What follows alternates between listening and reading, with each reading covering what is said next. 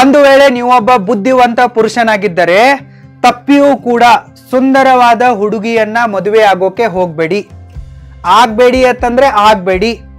ನಾನು ಯಾಕೆ ಹೀಗೆ ಹೇಳ್ತಾ ಇದ್ದೀನಿ ಅನ್ನೋದು ನಿಮಗೆ ಅರ್ಥ ಆಗಬೇಕಂತಂದ್ರೆ ಈಗಲೇ ನನ್ನ ಚಾನಲ್ಗೆ ಸಬ್ಸ್ಕ್ರೈಬ್ ಮಾಡಿ ಮತ್ತು ಈ ವಿಡಿಯೋವನ್ನು ಕೊನೆಯ ತನಕ ನೋಡಿ. Let's go. ನೀವು ಮದುವೆಯಾಗುವ ತಯಾರಿಯಲ್ಲಿದ್ದರೆ ಇಲ್ಲವೇ ಮದುವೆ ಆಗಬೇಕು ಅಂತ ಅಂದ್ಕೊಂಡಿದ್ರೆ ಎಲ್ಲದಕ್ಕಿಂತ ಮೊದಲು ನೀವು ನಿಮ್ಮನ್ನು ಅನಲೈಸ್ ಮಾಡಬೇಕು. ನಿಮ್ಮ ನಿಜವಾದ ಯೋಗ್ಯತೆ ಏನಿದೆ ಎಂಬುದು ನಿಮಗೆ ಗೊತ್ತಿರಬೇಕು. ನಿಮ್ಮ ಫೈನಾನ್ಷಿಯಲ್ ಸ್ಟೇಟಸ್ ಏನಿದೆ, ಫಿಸಿಕಲ್ ಸ್ಟೇಟಸ್ ಅಂದರೆ ಫಿಸಿಕ್ ಯಾವ ರೀತಿ ಇದೆ, ಮೆಂಟಲ್ ಸ್ಟೇಟಸ್ ಮ್ಯಾಚುರಿಟಿ ಲೆವೆಲ್ ಯಾವ ರೀತಿ ಇದೆ, ನಿಮ್ಮ ಹತ್ರ ಎಷ್ಟು ಪ್ರಾಪರ್ಟಿ ಇದೆ, ನಿಮ್ಮ ಬ್ಯಾಂಕ್ ಬ್ಯಾಲೆನ್ಸ್ ಎಷ್ಟಿದೆ, ಎಂಥ ಜಾಬ್ ಇದೆ, ಎಂಥ ಬಿಸ್ನೆಸ್ ಇದೆ, ಏನೇನಿದೆ ಎಲ್ಲವನ್ನು ನೀವು ಸರಿಯಾಗಿ ಅರ್ಥ ಮಾಡಿಕೊಳ್ಳಬೇಕು. ಮೊದಲು ನೀವು ನಿಮ್ಮನ್ನು ನೀವು ಅರ್ಥ ಮಾಡಿಕೊಳ್ಳಬೇಕು. ಯಾವಾಗ ನೀವು ನಿಮ್ಮನ್ನು ನೀವು ಅರ್ಥ ಮಾಡಿಕೊಳ್ತೀರೋ ಆವಾಗ ನಿಮ್ಮ ಯೋಗ್ಯತೆಗೆ ತಕ್ಕಂತೆ ಸರಿಯಾದ ಸರಿಸಮನಾದ ಲೈಫ್ ಪಾರ್ಟ್ನರನ್ನು ಹುಡುಕಬೇಕು, ಅವರನ್ನೇ ಮದುವೆ ಆಗಬೇಕು.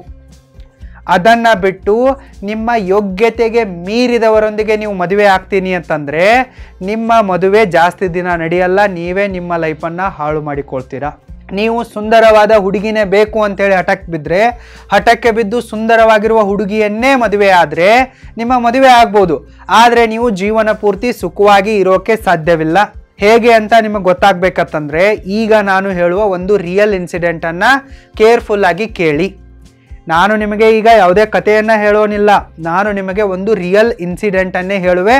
ಇದು ನನ್ನ ಗೆಳೆಯನ ಒಂದು ರಿಯಲ್ ಲೈಫ್ ಟ್ರ್ಯಾಜಿಡಿನೇ ಆಗಿದೆ. ನಮ್ಮ ಫ್ರೆಂಡ್ ಸರ್ಕಲ್ನಲ್ಲಿ ಸಾಗರ್ ಅನ್ನೋ ಒಬ್ಬ ಹುಡುಗ ಇದ್ದ. ಡೋಂಟ್ ವರಿ, ನಾನಿಲ್ಲಿ ಹೆಸರನ್ನು ಬದಲಾಯಿಸಿರುವೆ ಆ ಹುಡುಗನ ಸೇಫ್ಟಿಗಾಗಿ. ಸಾಗರ್ ಅನ್ನೋ ಒಬ್ಬ ಹುಡುಗನಿದ್ದ. ಇವನು ಓದಿನಲ್ಲಿ ತುಂಬಾ ಮುಂಚೂಣಿಯಲ್ಲಿದ್ದ, ಎಕ್ಸಲೆಂಟ್ ಇದ್ದ. ಅಂದರೆ ಈತ ಫಸ್ಟ್ ಬೆಂಚರ್ ಆಗಿದ್ದ. ಅಂದರೆ ಓದು ಇವನ ತಲೆಗೆ ಹತ್ತಾ ಇತ್ತು, ಇವನಿಗೆ ಚೆನ್ನಾಗಿ ಮಾರ್ಕ್ಸ್ಗಳು ಬರ್ತಾ ಇದ್ವು. ಆದರೆ ಫಿಸಿಕಲಿ ಈತ ಅಷ್ಟೊಂದು ಫಿಟ್ ಆಗಿರಲಿಲ್ಲ. ಇವನ ಫಿಸಿಕ್ ಕೂಡ ಇರಲಿಲ್ಲ, ಫಿಟ್ನೆಸ್ ಇರಲಿಲ್ಲ, ಕಲರು ಇರಲಿಲ್ಲ, ಹೈಟು ಇರಲಿಲ್ಲ, ವೇಟು ಇರಲಿಲ್ಲ, ಏನೂ ಇರಲಿಲ್ಲ. ನೋಡೋಕೆ ಎವರೇಜ್ಗಿಂತಲೂ ಕಮ್ಮಿ ಆಗಿದ್ದ. ಅಂದರೆ ಮೈಂಡ್ನಿಂದ ಈತ ಎಕ್ಸಲೆಂಟ್ ಆಗಿದ್ದ, ಆದರೆ ಬಾಡಿಯಿಂದ ನೋಡೋದಾದರೆ ಇವನು ಅಷ್ಟೇನು ಚೆನ್ನಾಗಿರಲಿಲ್ಲ. ಸೊ ಆದರೂ ಕೂಡ ಈತ ಎಲ್ಲವನ್ನು ಇಗ್ನೋರ್ ಮಾಡ್ತಾನೆ, ಚೆನ್ನಾಗಿ ಸ್ಟಡಿ ಮಾಡ್ತಾನೆ. ಓದಿನಲ್ಲಿ ಆತ ಚೆನ್ನಾಗಿರೋದ್ರಿಂದ ಇವನಿಗೆ ಗೋರ್ಮೆಂಟ್ ಜಾಬ್ ಹತ್ತತ್ತೆ. ಯಾವಾಗ ಇವನಿಗೆ ಗೋರ್ಮೆಂಟ್ ಜಾಬ್ ಸಿಗತ್ತಲ್ಲ ಆವಾಗ ಈತ ಹಾರಾಡೋಕ್ಕೆ ಶುರು ಮಾಡ್ತಾನೆ. ನನಗೆ ಗೋರ್ಮೆಂಟ್ ಜಾಬ್ ಸಿಕ್ಕಿದೆ, ನಾನು ಸುಂದರವಾಗಿರುವ ಹುಡುಗಿಯನ್ನೇ ಮದುವೆ ಆಗುವೆ ಅನ್ನೋ ಹಠಕ್ಕೆ ಬೀಳ್ತಾನೆ. ಅವನ ಯೋಗ್ಯತೆಗೆ ಸರಿ ಹೊಂದುವ ಬಹಳಷ್ಟು ಹುಡುಗಿಯರು ಖುದ್ದಾಗಿ ಅವನಿಗೆ ಮ್ಯಾರೇಜ್ ಪ್ರಪೋಸಲನ್ನು ಅವರ ಪೇರೆಂಟ್ಸ್ಗಳ ಮೂಲಕ ಕಳಿಸ್ತಾ ಇದ್ರು, ಮತ್ತು ರಿಲೇಟಿವ್ಗಳು ಕೂಡ ಕಳಿಸ್ತಾ ಇದ್ರು. ಈ ಹುಡುಗಿ ನಿನಗೆ ಸರಿ ಹೊಂದ್ತಾಳೆ, ನೀನಿರೋ ಲೆವೆಲ್ಗೆ ಇವಳು ಚೆನ್ನಾಗಿದ್ದಾಳೆ, ಸೊ ಮದುವೆ ಆಗು ಅಂತೆಲ್ಲ ಹೇಳ್ತಾ ಇದ್ರು. ನೀನು ಸುಂದರವಾಗಿರುವ ಹುಡುಗಿಯನ್ನು ಮದುವೆ ಆಗುವ ಬದಲು ಓರ್ವ ಸಮಜ್ದಾರಿ ಇರುವ ಹುಡುಗಿಯನ್ನು ಮದುವೆ ಆಗುವಂತೇಳಿ ಎಲ್ಲರೂ ಹೇಳ್ತಾ ಇದ್ರು. ಆದರೆ ಒಂದೇ ಹಠ ಇತ್ತು, ನಾನು ಯಾವುದ್ರಲ್ಲಿ ಕಡಿಮೆ ಆಗಿರುವೆ, ನನ್ನ ಹತ್ರ ಸರ್ಕಾರಿ ನೌಕರಿ ಇದೆ, ನಾನು ಸುಂದರವಾಗಿರುವ ಹುಡುಗಿಯನ್ನೇ ಮದುವೆ ಆಗುವೆ ಅಂತ ಆತ ಹಠಕ್ಕೆ ಬಿದ್ದಿದ್ದ. ನಾನು ಮದುವೆ ಆಗಿರೋ ಹುಡುಗಿ ಈ ಥರ ಇರಬೇಕು, ಹೀರೋಯಿನ್ ಥರ ಇರಬೇಕು, ಬೆಳಗ್ಗೆ ಇರಬೇಕು, ಗುಂಡಾಗಿರಬೇಕು, ಆ ಥರ ಕಲರ್ ಇರಬೇಕು, ಅಷ್ಟು ಹೈಟ್ ಇರಬೇಕು, ಎಲ್ಲ ಒಂದು ಕಂಡೀಷನ್ಗಳು. ಸೊ ಆತ ಅದೇ ಹಠಕ್ಕೆ ಬಿದ್ದಿದ್ದ. ಸೊ ಇವನಿಗೆ ಸರ್ಕಾರಿ ನೌಕರಿ ಇದೆ ಅಂಥೇಳಿ ಓರ್ವ ಸುಂದರವಾದ ಹುಡುಗಿ ಇವನನ್ನು ಮದುವೆ ಆಗ್ತಾಳೆ. ಅವಳೇನು ಹೃದಯದಿಂದ ಇವನನ್ನು ಮೆಚ್ಚಿ ಮದುವೆ ಆಗಿರಲ್ಲ, ಇವನ ಹತ್ರ ಗೌರ್ಮೆಂಟ್ ಜಾಬ್ ಇದೆ ಅಂತಲೇ ಅವಳು ಮದುವೆ ಆಗಿರ್ತಾಳೆ. ಸೊ ಇವನಿಗೇನು ಬೇಕಾಗಿತ್ತು, ನನಗೆ ಒಟ್ಟಿನಲ್ಲಿ ಸುಂದರವಾಗಿರುವಂಥ ಹುಡುಗಿ ಬೇಕು ಹೆಂಡತಿಯಾಗಿ. ಸೊ ಮದುವೆ ಏನೂ ಆಯಿತು ಇವನ ಹಠಕ್ಕೆ ತಕ್ಕಂತೆ. ಆದರೆ ಮದುವೆ ಆದ ನಂತರ ರಿಯಲ್ ಆಗಿರುವ ಪ್ರಾಬ್ಲಮ್ ಸ್ಟಾರ್ಟ್ ಆಯಿತು. ಇವನ ಮದುವೆಯಲ್ಲಿ ಈತ ಏನು ಮಾಡಿದ್ನಪ್ಪ ಅಂತಂದರೆ ತಮ್ಮ ಎಲ್ಲ ಫ್ರೆಂಡ್ಸ್ಗಳನ್ನ ಕರೆದುಕೊಂಡ್ಬಿಟ್ಟು, ನೋಡು ನನ್ನ ಹೆಂಡತಿ ಎಷ್ಟು ಸುಂದರವಾಗಿದ್ದಾಳೆ ಅನ್ನೋ ಥರ ಇಂಡೈರೆಕ್ಟಾಗಿ ಶೋಕೇಸ್ ಮಾಡೋಕ್ಕೆ ಸ್ಟಾರ್ಟ್ ಮಾಡಿದ.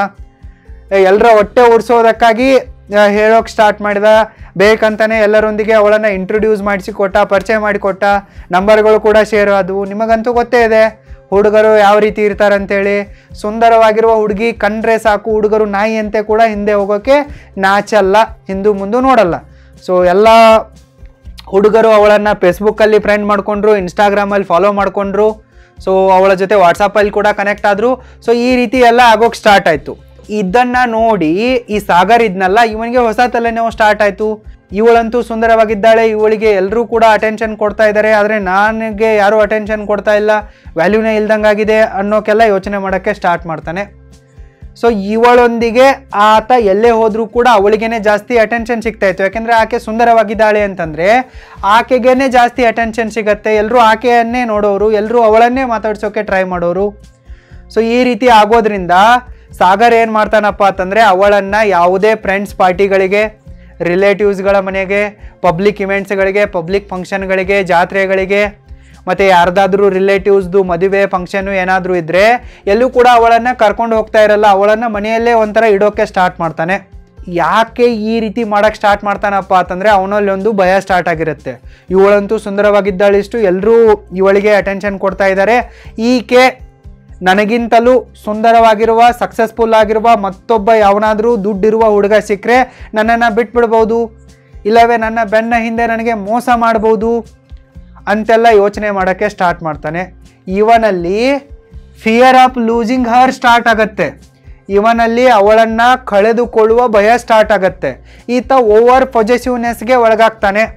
ಆಕೆ ನನ್ನ ಹೆಂಡತಿ, ಆಕೆ ಬರೀ ನನ್ನ ಹತ್ರ ಮಾತ್ರ ಮಾತಾಡಬೇಕು, ಬೇರೆ ಯಾರ ಜೊತೆಗೂ ಕೂಡ ಮಾತಾಡಬಾರ್ದು, ಆಕೆ ಎನಿ ಟೈಮ್ ನನ್ನ ಕಣ್ಮುಂದೆನೇ ಇರಬೇಕು, ಈ ಥರ ಎಲ್ಲ ರಿಸ್ಟ್ರಿಕ್ಷನ್ಗಳನ್ನು ಹಾಕೋಕ್ಕೆ ಶುರು ಮಾಡ್ತಾನೆ.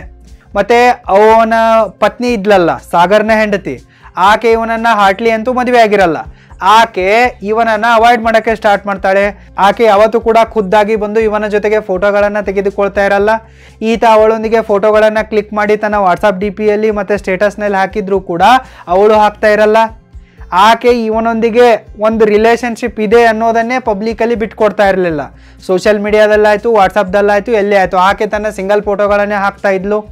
ಮದುವೆ ಆಗಿದೆ ಅನ್ನೋದನ್ನು ತೋರಿಸಿಕೊಳ್ತಾನೆ ಇರಲಿಲ್ಲ. ಸೊ ಇದನ್ನೆಲ್ಲ ನೋಡಿದ ನಂತರ ಇವನ ತಲೆ ಚಿಟ್ಟೋಗ್ಬಿಡತ್ತೆ. ಸೊ ಈತ ಓವರ್ ಪೊಸೆಸಿವ್ ಆಗಿರ್ತಾನೆ, ಮತ್ತು ಇವನಲ್ಲಿ ಅವಳನ್ನು ಕಳೆದುಕೊಳ್ತೀನೇನೋ ಅನ್ನೋ ಭಯ ಸ್ಟಾರ್ಟ್ ಆಗಿರುತ್ತೆ. ಮತ್ತು ಅವಳು ಏನು ಕಮ್ಮಿ ಇರಲ್ಲ, ಅವಳು ಸುಂದರವಾಗಿರೋದ್ರಿಂದ ಅವಳಿಗೆ ಓವರ್ ಅಟೆನ್ಷನ್ ಸಿಗ್ತಾ ಇರುತ್ತೆ, ಮತ್ತು ಅವಳಿಗೆ ಸಿಕ್ಕಾಪಟ್ಟೆ ಅಟಿಟ್ಯೂಡು ಮತ್ತು ಈಗೋ ಇರುತ್ತೆ. ಈ ರೀತಿ ಇರೋದ್ರಿಂದ ಇವನು ಆಕೆಗೆ ಕಂಡೀಷನ್ಗಳನ್ನು, ರಿಸ್ಟ್ರಿಕ್ಷನ್ಗಳನ್ನು ಹಾಕೋಕ್ಕೆ ಸ್ಟಾರ್ಟ್ ಮಾಡ್ತಾನೆ.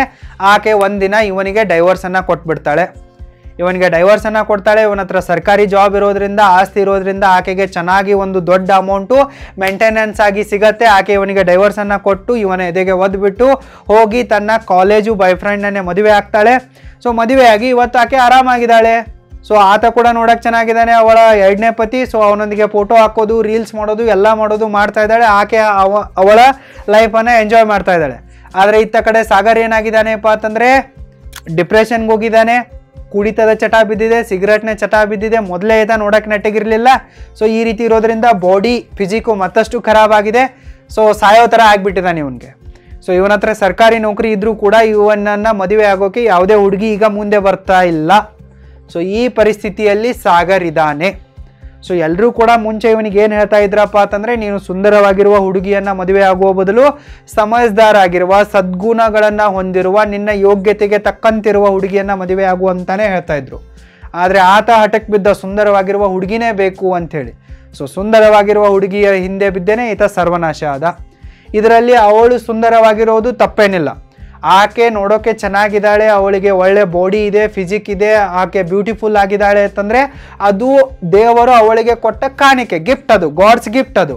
ಸೊ ಅವಳು ಸೌಂದರ್ಯವತಿ ಆಗಿರೋದ್ರಿಂದ ಅವಳಿಗೆ ಅಟೆನ್ಷನ್ ಸಿಕ್ತು. ಸೊ ಆಕೆ ಅದೇ ರೀತಿ ಬಿಹೇವ್ ಮಾಡೋಳು. ಸೊ ಹುಡುಗರ ಹತ್ರ ದುಡ್ಡಿದೆ ಅಂತ ಅನ್ಕೊಳ್ಳಿ, ಅಧಿಕಾರ ಇದೆ ಅಂತ ಅನ್ಕೊಳ್ಳಿ, ಇಡೀ ಸಮಾಜವೇ ಹುಡುಗರ ಹಿಂದೆ ಬಿದ್ದಿರುತ್ತೆ. ಸೊ ಹುಡುಗಿ ಹತ್ರ ಬ್ಯೂಟಿ ಇದೆ ಅಂತಂದರೆ ಇಡೀ ಪುರುಷ ಕುಲವೇ ಅವಳಿಂದ ಬೀಳುತ್ತೆ. ಇದು ನಿಸರ್ಗದ ಒಂದು ಫ್ಯಾಕ್ಟ್ ಆಗಿದೆ, ಇದರಲ್ಲಿ ಯಾರೇನೂ ಮಾಡೋಕ್ಕಾಗಲ್ಲ. ಸೊ ಅದಕ್ಕಾಗಿಯೇ ನಾನು ನಿಮ್ಗೆ ಏನು ಹೇಳ್ತಾ ಇದ್ದೀನಿ ಅಂತಂದರೆ, ಸಾಗರ್ನಂತೆ ಆಗೋಕ್ಕೆ ಹೋಗಬೇಡಿ. ಸೊ ನೀವು ಫಿಸಿಕಲಿ ಕೂಡ ಫಿಟ್ ಆಗಿದ್ದೀರಾ, ನಿಮ್ಮ ಹತ್ರ ಫಿಟ್ನೆಸ್ ಇದೆ, ನಿಮ್ಮ ಫಿಸಿಕ್ ಚೆನ್ನಾಗಿದೆ, ಹೈಟು, ವೇಟು, ಕಲರು ಎಲ್ಲ ಚೆನ್ನಾಗಿದೆ, ಜೊತೆಗೆ ನಿಮ್ಮ ಹತ್ರ ದುಡ್ಡು ಇದೆ, ಪವರು ಇದೆ, ಅಥವಾ ಗೌರ್ಮೆಂಟ್ ಜಾಬ್ ಇದೆ, ಎಲ್ಲನೂ ಇದೆ. ನೀವು ಫಿಸಿಕಲಿ, ಮೆಂಟಲಿ, ಫೈನಾನ್ಷಿಯಲಿ, ಸೋಷಿಯಲಿ ಎಲ್ಲ ಆ್ಯಂಗಲ್ನಿಂದಲೂ ಕೂಡ ಫಿಟ್ ಆಗಿದ್ದೀರಾ, ಪವರ್ಫುಲ್ ಆಗಿದ್ದೀರಾ, ಮತ್ತು ನೀವು ಡಿಸರ್ವ್ ಮಾಡ್ತೀರಾ ಅನ್ನೋ ಥರ ಇದ್ದರೆ ನೀವು ಸುಂದರವಾಗಿರುವ ಹುಡುಗಿಯನ್ನು ಮದುವೆಯಾಗಿ ನೋ ಪ್ರಾಬ್ಲಮ್. ಯಾಕೆಂದರೆ ನಿಮಗೊಂದು ಒಳಗಡೆ ಇರತ್ತಲ್ಲ, ನಾನು ಕೂಡ ಚೆನ್ನಾಗಿರುವೆ, ನಾನು ಕೂಡ ಫಿಸಿಕಲಿ ಫಿಟ್ ಆಗಿರುವೆ, ಸೊ ಇವಳು ಹೋದರೆ ಏನಂತೆ 10 ಹುಡುಗಿರು ನನ್ನಿಂದ ಬೀಳ್ತಾರೆ ಅನ್ನೋ ಥರ ಇರುತ್ತೆ. ಸೊ ನಿಮ್ಮ ಹತ್ರ ದುಡ್ಡಿದೆ, ನೀವು ಕೂಡ ನೋಡೋಕ್ಕೆ ಚೆನ್ನಾಗಿದ್ದೀರಾ ಅಂತಂದರೆ ಎವರೇಜ್ ಆಗಿರುವ ಹುಡುಗಿಯರು ಕೂಡ ನಿಮಗೆ ಅಟೆನ್ಷನ್ ಕೊಡ್ತಾ ಇರ್ತಾರೆ. ಸೊ ಈ ರೀತಿ ನೀವಿದ್ರೆ ಆವಾಗ ನೀವು ಬ್ಯೂಟಿಫುಲ್ ಆಗಿರುವ ಹುಡುಗಿಯನ್ನು ಮದುವೆಯಾಗಿ ನೋ ಪ್ರಾಬ್ಲಮ್. ಆದರೆ ನಿಮ್ಮ ಹತ್ರ ಕೊರತೆ ಇದೆ, ನೀವು ಲಾಯಕ್ಕಾಗಿಲ್ಲ, ನಿಮ್ಮ ಹತ್ರ ಯೋಗ್ಯತೆ ಇಲ್ಲಪ್ಪ ಅಂತಂದರೆ ಸುಂದರವಾಗಿರುವ ಹುಡುಗಿಯನ್ನು ಮದುವೆ ಆಗೋದು ಅವಾಯ್ಡ್ ಮಾಡಿದಷ್ಟು ನಿಮಗೆ ಒಳ್ಳೆಯದಾಗಿದೆ. ಸೊ ಈ ರೀತಿ ನನಗೆ ಅನಿಸುತ್ತೆ. ಬರೀ ಇದು ಒಂದೇ ಇನ್ಸಿಡೆಂಟ್ ಅಲ್ಲ, ನಾನು ಬಹಳಷ್ಟು ಇನ್ಸಿಡೆಂಟ್ಗಳನ್ನು ಈಗ ಸಮಾಜದಲ್ಲಿ ನೋಡ್ತಾ ಇರುವೆ. ಬಹಳಷ್ಟು ಪ್ರಾಬ್ಲಮ್ಗಳು ನನ್ನ ತನಕ ನನ್ನ ಆಫೀಸಿಗೆ ಬರ್ತಾ ಇವೆ. ನಾನೀಗ ಪಬ್ಲಿಕ್ ಫಿಗರ್ ಆಗಿರೋದ್ರಿಂದ ಬಹಳಷ್ಟು ಇದೇ ಥರನಾದ ಸಮಸ್ಯೆಗಳನ್ನ ಇಟ್ಕೊಂಡು ಜನ ಬರ್ತಾ ಇದ್ದಾರೆ. ಸೊ ಇಲ್ಲಿ ಸಾಗರ್ ತನ್ನ ತಪ್ಪನ್ನು ಅರ್ಥ ಮಾಡಿಕೊಳ್ತಾ ಇಲ್ಲ. ತನ್ನ ಹತ್ರ ಯೋಗ್ಯತೆ ಇಲ್ಲದೆ ಇರುವಾಗ ಅವಳನ್ನು ಮದುವೆ ಆಗ್ತಾನೆ. ಅದಾದ ನಂತರ ಓವರ್ ಪೊಸೆಸಿವ್ನೆಸ್ಗೆ ಹೋಗ್ತಾನೆ. ಸೊ ಈತ ಅವಳನ್ನು ಈಗ ಬ್ಲೇಮ್ ಮಾಡ್ತಾ ಇದ್ದಾನೆ, ಸುಂದರವಾಗಿರುವ ಹುಡುಗಿಯನ್ನು ಮದುವೆ ಆಗಬಾರ್ದಿತ್ತು ಅಂಥೇಳಿ. ಆದರೆ ಎಲ್ಲಿಯೂ ಕೂಡ ತನ್ನ ತಪ್ಪನ್ನು ಒಪ್ಪಿಕೊಳ್ಳೋಕ್ಕೆ ರೆಡಿ ಇಲ್ಲ. ಸರಿನಾ? ನೀವು ಈ ತಪ್ಪನ್ನು ಮಾಡೋಕ್ಕೆ ಹೋಗ್ಬಿಡಿ. ಸೊ ಮದುವೆ ಆಗುವಾಗ ಯೋಚನೆ ಮಾಡಿ, ನಿಮ್ಮ ಯೋಗ್ಯತೆಗೆ ಯಾವ ಹುಡುಗಿ ಸರಿ ಹೊಂತಾಳೋ ಅವಳನ್ನು ಮದುವೆಯಾಗಿ. ಆಕೆ ನೋಡೋಕೆ ಅಷ್ಟೇನು ಚೆನ್ನಾಗಿರದೇ ಇದ್ದರೂ ಕೂಡ ಪರವಾಗಿಲ್ಲ.